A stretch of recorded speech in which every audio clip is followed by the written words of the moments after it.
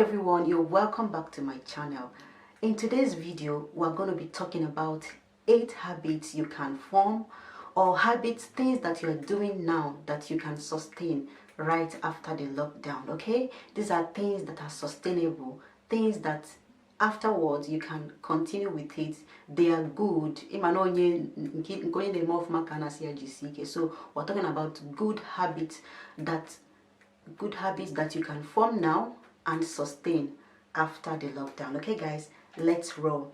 Number 1 is your relationship with God. Okay, yeah, this for me I found out to be very important, not just during this time but every single day of our lives. Okay, but this situation has really kind of opened my eyes even more to how important it is to have a very good relationship with God.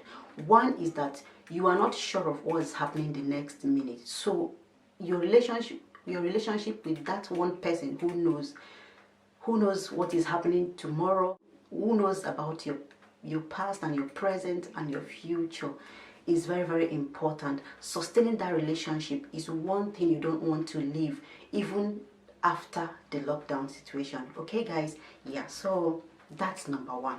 The second habit you can form is giving what is important the most attention. What do I mean by that? I mean prioritizing things that you do. At least this, if there's no other thing, this situation has taught us the most important things in our life, which is 1, your health. So you're going to learn to prioritize your health. So when you're working and stressing and all that, always have it at the back of your mind that your health, taking care of your health, is very vital and essential. Because once you lose your health, you will not be able to work, you will not be able to do so many other things you have on your to-dos. So taking care of your health, for instance, is very important. So that's another thing is like giving attention to, relationships that matter to you. Talking about your family, your spouse, people that mean a lot to you. You need to prioritize the time you give them. That is one lesson that this situation has taught all of us, and it's definitely one thing that we can continue to practice and do even after the lockdown. Number 3 is exercising. Okay, yeah, and this applies to whether you are trying to lose weight or not trying to lose weight. Okay, it's good to keep your activity levels up. It's kind of good for our general well-being. That kind of points back to the number 2, that your health is very important. So whenever you think that your health is important, you also know that exercising is a way to take care of your body. So this is something that a lot of us, including myself, have taken very serious during this lockdown, and it's definitely something you can continue to do after the lockdown. The 4th thing is your relationship with food. This is kind of related to the 3rd point I mentioned about exercising. We know that it becomes counterproductive if you are exercising and you are not eating the right things for you. Okay, so and when we talk about food, what you eat, how you prepare it, how often you eat, are all very important. Okay, so for instance, you can have a very healthy meal, you can have a very healthy ingredients, but the way you prepare it can tamper with the state of that food in such a way that it becomes unhealthy for you. For instance, we know that too much fries are not so good for our health. So thinking about what you cook and how you cook it, and yeah, just things around that is very essential, not just now but after the lockdown. So it's very vital for us to continue to look out for ourselves in terms of taking care of your health.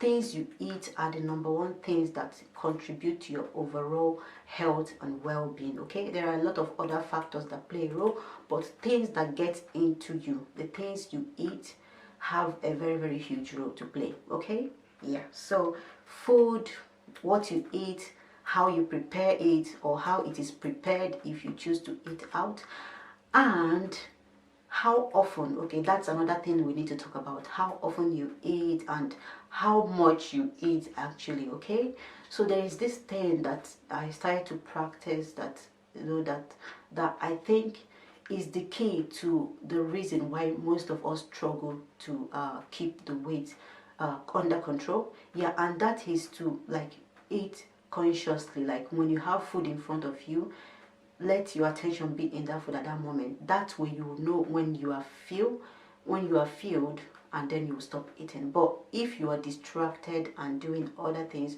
you will end up eating much more than you would have eaten. Okay, so our relationship with food is very, very vital. Let's take care of it now and also continue with it after the lockdown. The fifth habit you can form is the habit of gratitude. Okay, yeah, let it not be that every single time you are complaining of what is not working and what is not going well. Okay, let's identify those things that are happening that are positive and keep thanking God for them. Okay, for instance, now we've been taught that our being healthy and alive is a big deal. Okay, it's much more important than every other thing that we pursue and prioritize. Okay, so that alone is enough reason to be grateful. Each day you sleep and wake up the next morning is an opportunity to be grateful. And while you are grateful, it kind of affects your overall behavior, how you take things that happen around you throughout that day. So gratitude is one thing that I've learned during this time, and that, not that I learned it now, is something that I've always known that is very, very vital, but even this period has made me value it even more. So, and it's one habit that you definitely don't want to drop post lockdown. The next thing is having a positive attitude towards life in general. Okay, yeah, that doesn't mean that life becomes a bed of roses when you do that, but it kind of helps you to scale through without hurting yourself so much. Okay, look out for the positives, look out for things that build you up as an individual, things that build others up. Okay, and just spread positives instead of negatives. Okay, in simple terms, what it means is like identify those things that are good and do them. There's this scripture that says those things that are noble, things that are worthy of praise, those are the things that we should concentrate our minds on, think about them, talk about them. It makes you happy. It kind of keeps your energy up in such a way. There is no strength in negativity. When if you keep being negative all the time, you get sick, you get depressed, little things will bring you down. But if you look at things from positive sides, then you are going to survive longer than you expect. Okay, so that's something this season taught us, and something that you can definitely carry over. I think I've missed up my numbers, but the seventh thing I wanted to talk about is to quit procrastination. What is that one thing that you've always wanted to do but keep postponing, especially where it concerns your relationship? Let's say, for example, you were supposed to put a call across to a friend or visit a family, and you keep saying, okay, I will go next week, and then next week comes and you go, oh, I'll go tomorrow, and tomorrow never finishes until, let's say, for example, you were meant to visit a friend, and you were putting it off another day until this whole lockdown thing came to be, and you are not able to travel, you're not able to to meet with that friend and talk, maybe something important that the person will have been calling you to discuss with you, and because you were so busy, you were not able to make out time to go meet that friend. And then the lockdown happens, and everyone is asked to stay home. See, procrastination has made you to lose that opportunity to be there for a friend. And who knows, if this friend, God forbid, catches some kind of disease and dies within this time, you are not going to forgive yourself for not bringing out time when you were supposed to bring out that time. So procrastination is not a good thing at all. It stops you from achieving your goals in life, steals the precious moments you're meant to enjoy with friends and loved ones. Okay, so stop procrastinating now and carry it over to post-lockdown.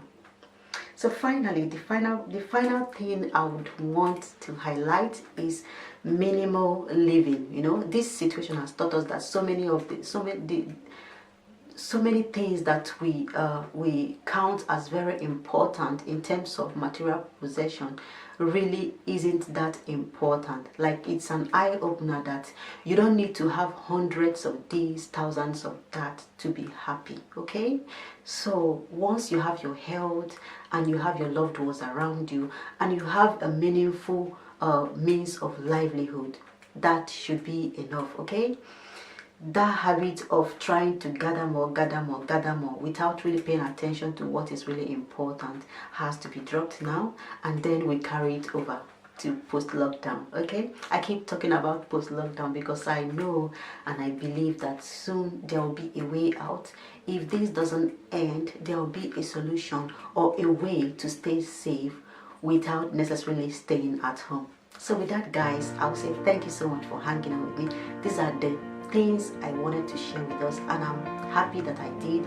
I hope it was worth your while, and I hope you, if you are not already working on these things, I urge you to do that. Okay, thank you so much, and I'll see you in my next video.